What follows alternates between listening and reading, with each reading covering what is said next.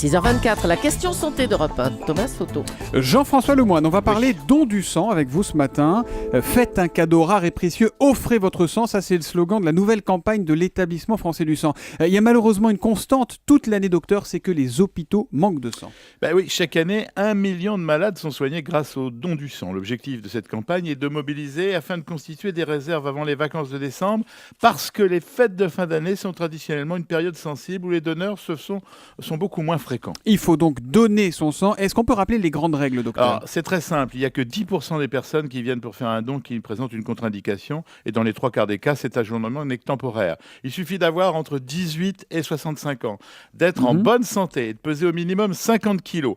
Le don est proscrit en cas de grande fatigue, d'anémie, de diabète insulinodépendant ou de traitement pour des crises d'épilepsie. Enfin, il ne faut pas avoir déjà subi une transfusion sanguine, une greffe d'organes, de tissus ou de cellules. Il faut savoir que la nature reconstitue ses stocks en quelques jours, ce qui signifie, Thomas, que vous pouvez donner votre sang plusieurs fois par an, et ça pendant de longues années. Donc entre 18 et 65 ans, si on fait plus de 50 kilos et qu'on va bien, on y va.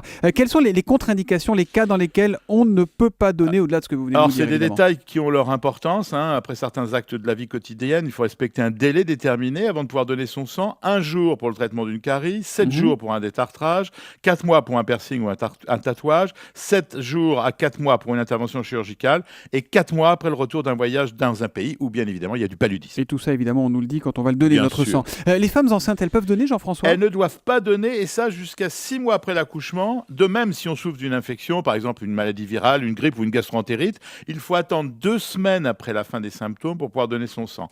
En cas de prise de médicaments aussi, comme les antibiotiques ou les corticoïdes en comprimé, il faut respecter le même délai, 2 semaines après la fin du traitement. Jean-François Lemoine, il y a quand même une règle hallucinante, c'est que les homosexuels n'ont toujours pas le droit de donner leur sang. Est-ce qu'il y a aujourd'hui le moindre argument médical sérieux pour garder cette règle qui paraît complètement lunaire ? Ça peut paraître effectivement la traduction du principe de précaution à l'extrême. Vous savez, le sida est une maladie qui se transmet par le sang. Il y a longtemps que c'est plus seulement une maladie d'homosexuels, le sida. Oui, mais on applique l'arrêté ministériel du 12 janvier 2009 qui précise que les hommes ayant eu ou ayant des rapports sexuels entre autres avec d'autres hommes ne sont pas autorisés de donner leur sang pour garantir la sécurité transfusionnelle. Vous savez, l'affaire du sang contaminé a laissé des traces. Elle a laissé des traces, malheureusement des traces qui sont un peu injustes aujourd'hui. Ce qui est sûr, Jean-François, c'est que donner son sang, ça fatigue au moins sur le moment. Ça, c'est don clair. de sang ne fatigue absolument pas. Si. Après le prélèvement, c'est un repos minimum de 10 minutes et c'est le moment de la collation, le meilleur pour certains. Non, c'est pas vrai, ça fatigue pas. Bon, d'accord. Ce qui est curieux, c'est que lorsqu'on en parle autour de soi, Jean-François, tout le monde est à peu près d'accord pour donner son sang. Et pourtant, il en manque toujours autant. Oui, les Français sont généreux, 80% d'entre eux sont prêts à donner, mais peu le font. Surtout, alors ils disent qu'ils savent pas où donner, comment ça se passe. Faux prétexte. Julie ? Il faut être à jeun et ça fait mal en fait. Alors non à ces 2 questions, Julie. Vous pouvez donner votre sang à n'importe quel moment de la journée. Le prélèvement est effectué par une infirmière et tout le matériel est à usage unique. Pas de risque de contamination et d'infection. Le prélèvement dure environ 10 minutes.